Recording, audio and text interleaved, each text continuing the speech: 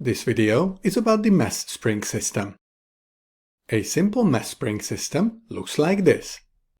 Here we will work with a horizontal mesh spring system so that we don't have to worry about the gravitational force that acts on the system. In addition, we will ignore air resistance and friction. Let's assume that the mesh in this diagram is in the equilibrium position, which means that the spring is neither compressed nor extended. From this position, we can either compress or extend the spring. When the spring is released, the system oscillates with simple harmonic motion.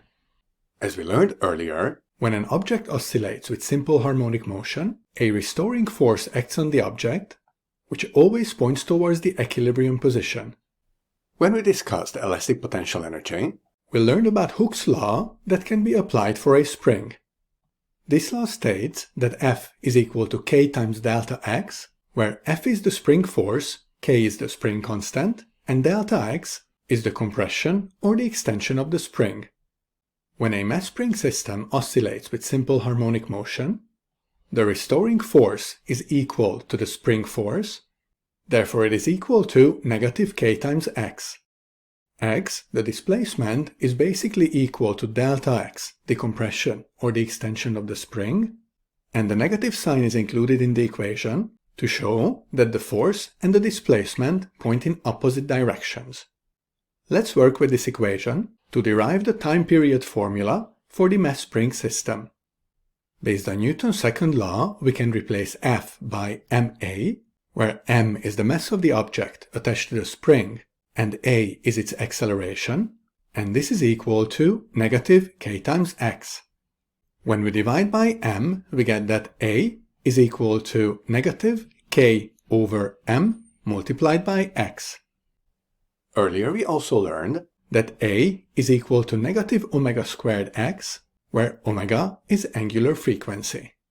Comparing this equation with the one above, we can see that k over m is equal to omega squared, and when we equate these two values and take the square root, we get that omega is equal to k over m under the square root.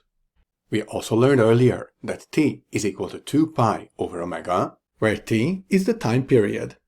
Substituting k over m under the square root for omega, we get that t is equal to 2 pi divided by k over m under the square root.